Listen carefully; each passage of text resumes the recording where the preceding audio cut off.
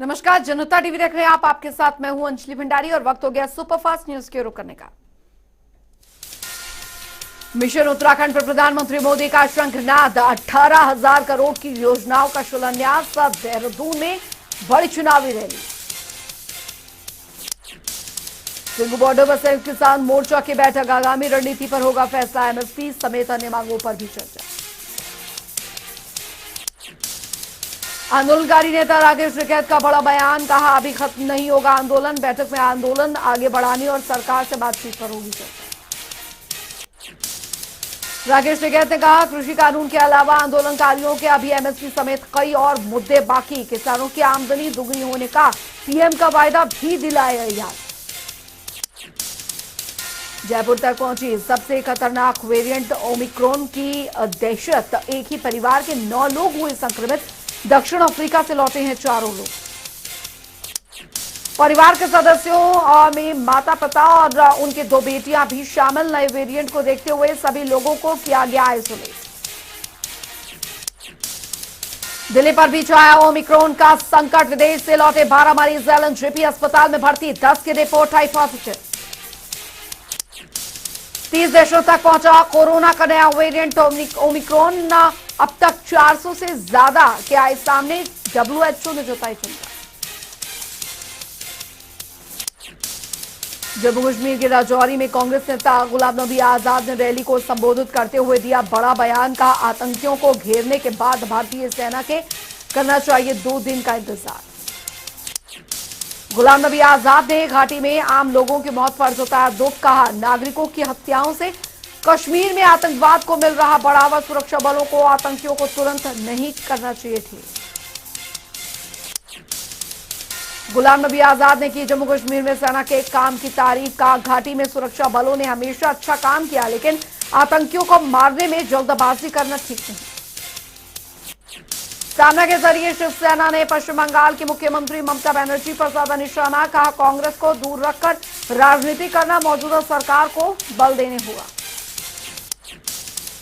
शिवसेना ने अपने मुखपत्र सामना में कहा कांग्रेस को राष्ट्रीय राजनीति से दूर रखना फासिस्ट ताकतों की मदद करने जैसा, कांग्रेस के बिना ममता का लोकसभा चुनाव जीतना मुश्किल।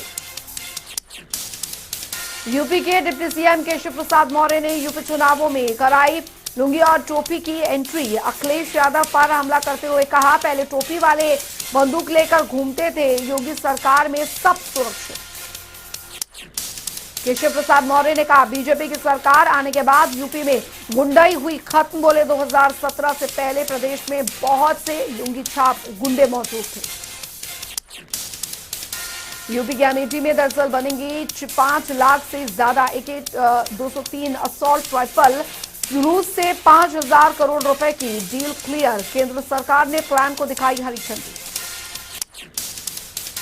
रूस में डिजाइन की गई AK-203 असॉल्ट राइफल की अमेठी में बनाई जाएगी फैक्ट्री, प्रोडक्शन प्रोसेस शुरू होने के 32 महीने बाद सेना को दी जाएगी राइफल। मुंबई के पूर्व पुलिस कमिश्नर परमवीर सिंह का किए गए निलंबित, महाराष्ट्र सरकार ने जारी किया आदेश, वसूली मामले में परमवीर सिंह को किया गया निलंबित। महाराष्ट्र उप गृह मंत्रालय ने दरअसल परमवीर के निलंबन पर लिया फैसला, बैठक में डिप्टी सीएम अजीत पवार समेत तमाम बड़े अधिकारी रहे मौजूद। परमवीर सिंह के खिलाफ 100 करोड़ की वसूली समेत उगाही के कई मामले हैं दर्ज, जांच आयोग कर रही है जांच, कई बार हो चुकी है पूछताछ।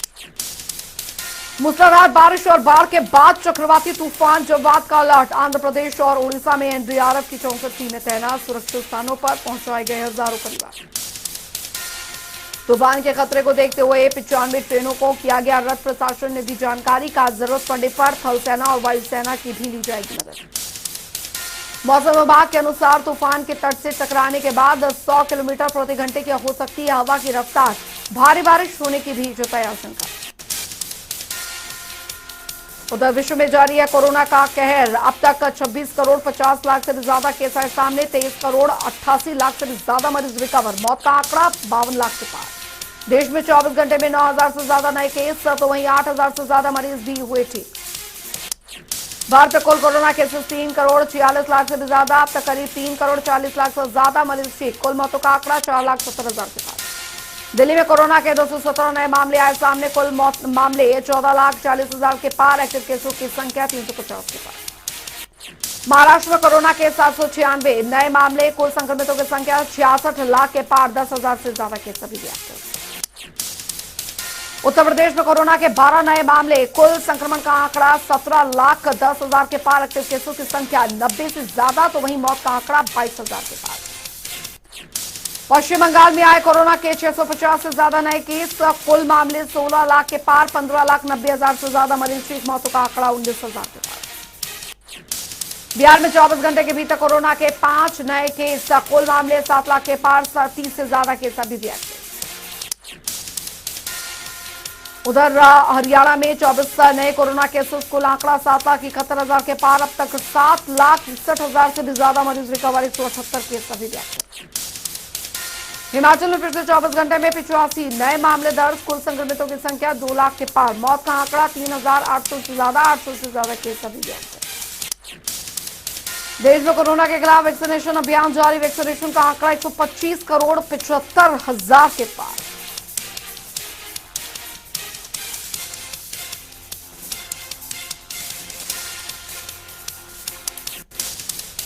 जनता पर महंगाई की मार। दिल्ली, हरियाणा और साथ ही राजस्थान में बढ़े सीएनजी के दाम। कीमतों में 1 रुपए प्रति किलोग्राम का इजाफा। कीमतों में हुए इस इजाफे के बाद दिल्ली में 53 रुपए 4 पैसे प्रति किलोग्राम बिक रही सीएनजी, जबकि गुरुग्राम में 60 रुपए 44 पैसे प्रति किलोग्राम सीएनजी के दाम। 14 नवंबर को भी कीमतों में हुआ था इजाफा। दिल्ली एनसीआर में जहरीली हवा बरकरार। राजधानी में अभी भी बहुत खराब श्रेणी में वायु गुणवत्ता। लोगों को करना पड़ रहा परेशानी का सामना।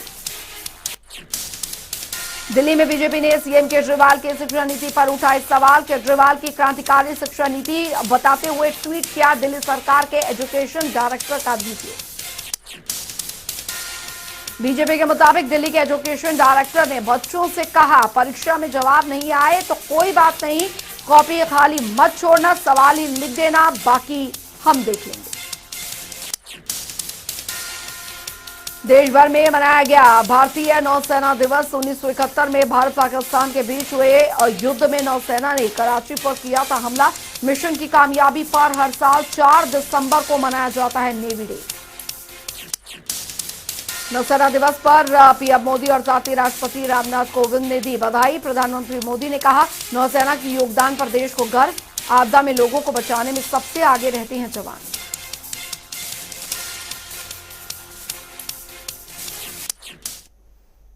इस बीच आ रही है एक बड़ी खबर का रुख कर लेते हैं। बड़ी जानकारी इस बीच आ रही है, वो आपको यहां पर बता दें। चलती कार में आग लगी है इस वक्त की बड़ी खबर आपको बता दें। शिमला से जहां पर यह हादसा हुआ है, बाल बाल बचे 5 सैलानी। तो 5 सैलानी जो है वो बाल बाल बचे हैं। शिमला से इस वक्त की बड़ी खबर, कार के इंजन में आग लगने से यह हादसा हुआ है। और गनीमत ये रही कि वक्त रहते जो उसमें सवार सैलानी थे बच गए आंशिक रूप से। झुलसे 2 सैलानी, तो 2 सैलानियों को कुछ चोटें जरूर आई हैं। तो ड्राइवर की सूझबूझ से ये बड़ा हादसा होने से चला है। इस वक्त ये बड़ी खबर, चलती कार में आग लगी है। आग लगने के कारणों का अभी तक पता नहीं चल पाया है। ये इस वक्त की बड़ी खबर शिमला से आ रही है। बाल बाल बचे 5 सैलानी जो कि इस कार में सवार थे, बाल बाल बचे। और तस्वीरें आपको दिखा रहे हैं, आप देख सकते हैं किस तरीके से जो कार है उसमें से आग की लपटें निकल रही हैं। और इसमें 2 सैलानी बताया जा रहा है, उन्हें आंशिक तौर पर वो झुलसे हैं। फिलहाल उन्हें अस्पताल में भर्ती करवाया गया है। और ये तस्वीरें हम आपको दिखा रहे हैं, ड्राइवर की सूझबूझ से बड़ा हादसा टल गया। विकास संवाददाता हमारे साथ जुड़ गए हैं फोन लाइन पर शिमला से ज्यादा जानकारी के साथ। विकास, कैसे यह हादसा हुआ, आग लगने की वजह अभी तक स्पष्ट हो पाई है, और जो आंशिक तौर पर झुलसे हैं पर्यटक, उनकी हालत कैसी बताई जा रही है? बिल्कुल, देखिए पर्यटक जो हैं वो अभी बिल्कुल ठीक उनकी हालत बताई जा रही है। हालांकि ये सुबह के समय ये हादसा हुआ है और सुबह ये बताया जा रहा है कि अचानक से एक गाड़ी जो है वो चंडीगढ़ की तरफ से शिमला आ रही थी, जिसमें 5 पर्यटक सवार थे। और यूपी से ये गाड़ी जो है वो हिमाचल के लिए आ रही थी, क्योंकि इन दिनों जिस तरह से मौसम सुहावना जो है वो हिमाचल प्रदेश में बना हुआ है, जगह जगह सैलानी जो हैं वो हिमाचल प्रदेश का रुख कर रहे हैं। और इसी वजह से अब शिमला भी पर्यटकों का आना जारी है। और ऐसे में आज सुबह के समय अचानक से जब 103 के पास, जो कि शिमला से कुछ ही दूरी पर, करीब 4 से 5 किलोमीटर की दूरी पर जो है ये जगह है, और इस जगह पर अचानक से गाड़ी में आग लग गई। किसी तरह से आनन फानन में जो पर्यटक गाड़ी में बैठे थे, उन्होंने बाहर निकलकर अपनी जान जो है वो यहाँ पर बचाई। ऐसे में 2 पर्यटक जो अगली सीटों पर बैठे थे उन्होंने वो थोड़ा जो है वो उसके अंदर झुलस गए थे आग से। लेकिन इसी चीज को देखते हुए दमकल विभाग को बुलाया गया, पुलिस को बुलाया गया, और जब पुलिस और दमकल विभाग के कर्मचारी जब मौके पर पहुंचे तो दमकल विभाग की गाड़ियों ने पानी की बौछारों से उसके ऊपर जो है आग पर जो है वहां काबू पाया। लेकिन इस ऐसे में पूरी तरह से जलकर जो है वो गाड़ी राख हो चुकी थी, और जो स्थानीय लोग हैं मदद के लिए वो सबसे पहले पहुंचे, क्योंकि बहुत सुबह का वक्त था, करीब 6:30 बजे की घटना जो है ये बताई जा रही है, और ऐसे में बहुत सुबह का वक्त था, तो ऐसे में बहुत ज्यादा लोग नहीं थे। लेकिन अगर ये दिन के समय में हादसा हुआ होता, या क्योंकि भीड़ भाड़ जो है वो अचानक से बढ़ जाती है, सर्कुलर रोड को ये सड़क जोड़ती है और मुख्य मार्ग है शिमला में प्रवेश का, तो ऐसे में अचानक जब इस तरह का हादसा अगर हो जाता और भीड़ भाड़ क्योंकि इस इलाके में रहती है और कोई बड़ा हादसा भी यहाँ पर हो सकता था। तो अभी फिलहाल जो 2 वो सैलानी हैं जो झुलसे हैं आग में, उनको इलाज के लिए आईजीएमसी अस्पताल जो है वो ले जाया गया, जिसके बाद उनको जो है छुट्टी यहाँ पर कर दी गई है। लेकिन इस तरह के हादसे अमूमन हिमाचल प्रदेश में नहीं होते हैं, लेकिन क्यों ये हादसा हुआ, क्या इसकी वजह रही, अभी फिलहाल कारणों का जो है वो यहाँ पर पता नहीं लगा पाए। जी, बहुत बहुत शुक्रिया विकास शर्मा इस तमाम जानकारी के लिए। तो अभी आग लगने के कारणों का पता नहीं चल पाया है, लेकिन गनीमत रही कि चालक की सूझबूझ के चलते ये हादसा जो था एक बड़ा हादसा हो सकता था। सुबह के वक्त ये हादसा हुआ है वो टला। चलिए एक बार फिर रुक करेंगे फटाफट खबरों की ओर। तो आज से मुख्यमंत्री मनोहर लाल का 2 दिवसीय करनाल दौरा। पीडब्ल्यूडी रेस्ट हाउस में जनता दरबार लगाकर सुनेंगे लोगों की समस्याएं। अन्य कार्यक्रमों में भी हो सकते हैं शामिल। गुरुग्राम के सेक्टर 44 विश्वकर्मा स्किल यूनिवर्सिटी में दरअसल मेगा जॉब फेयर का आयोजन। मुख्य अतिथि के तौर पर कैबिनेट मंत्री मूलचंद शर्मा ने कार्यक्रम में की शिरकत। जॉब फेयर में कई कंपनियों ने लिया भाग। 1500 से अधिक का प्रतिभागी ऑनलाइन और साथ ही ऑफलाइन तरीके से हुए शामिल। मूलचंद शर्मा ने की विश्वकर्मा स्किल यूनिवर्सिटी की तारीफ। बोले यूनिवर्सिटी में पूरे देश से पढ़ने आते हैं छात्र छात्राएं। स्किल डेवलपमेंट में भी पूरी तरह से कराया जाता है निपुण। मूलचंद शर्मा का बयान, कहा यूनिवर्सिटी से आने वाले दिनों में देखने को मिलेंगे काफी बेहतर परिणाम। हरियाणा सरकार हर परिवार को रोजगार देने का कर रही प्रयास। सोनीपत पहुंचे शिक्षा मंत्री करपाल गुर्जर। पूर्व सांसद स्वर्गीय किशन सिंह संगवान के पुण्यतिथि पर किया नमन। किसानों के एमएसपी पर कानून बनाने वाली मांग पर बोले शिक्षा मंत्री। कहा पीएम मोदी कमेटी बनाने के कर चुके हैं घोषणा। कमेटी में किसान भी होंगे शामिल। किसानों पर दर्ज मामले वापस लेने पर करपाल गुर्जर का बयान। बोले किसानों पर दर्ज सभी मामले वापस लेने को सरकार तैयार। सीएम मनोहर लाल लेंगे अंतिम फैसला। विपक्ष द्वारा सरकारी नौकरियों में धांधली के आरोपों पर बोले शिक्षा मंत्री।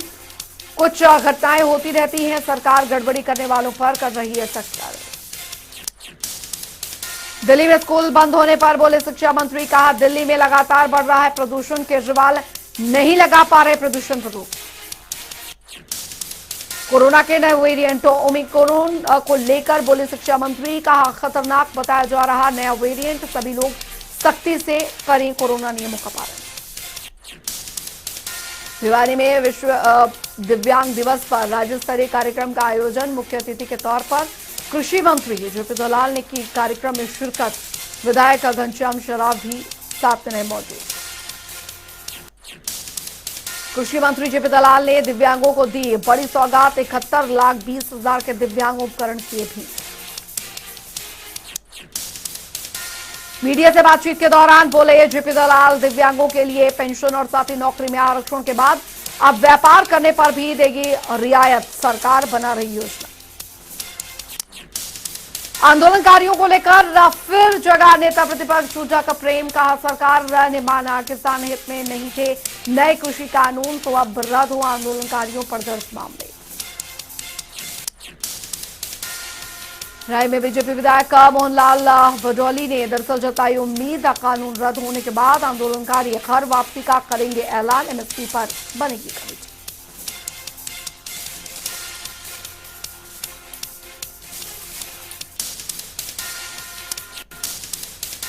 चरखी दादरी में रेतीले टीलों पर कश्मीरी सेब की खेती कर रहे धर्मेंद्र किसान। किसान की कलाकारी से हैरान हुए वैज्ञानिक कब बोले पीएम मोदी की प्रेरणा से मेहनत से किया काम। प्रदूषण को देखते हुए हरियाणा के 4 जिलों में स्कूल रहेंगे बंद। 4 जिलों में गुरुग्राम, फरीदाबाद, झज्जर और सोनीपत शामिल। उधर पर्यावरण विभाग ने सभी विभागों को जारी किए निर्देश। 14 जिलों में निर्माण कार्यों पर लगाई रोक। बल्लभगढ़ के सरकारी स्कूल में गीता महोत्सव के तहत भाषण और निबंध प्रतियोगिता का आयोजन। शहर के कई सरकारी स्कूलों के बच्चों ने प्रतियोगिता में लिया हिस्सा। प्रतियोगिता में सभी बच्चों ने दिखाई अपनी प्रतिभाएं। विजेता छात्र छात्राओं को पुरस्कार देकर किया गया सम्मानित। हरियाणा पुलिस की जागृति साइकिल यात्रा पहुंची झांसी। देवी चौक पर डीएसपी के नेतृत्व में महिला पुलिसकर्मी ने किया भव्य स्वागत।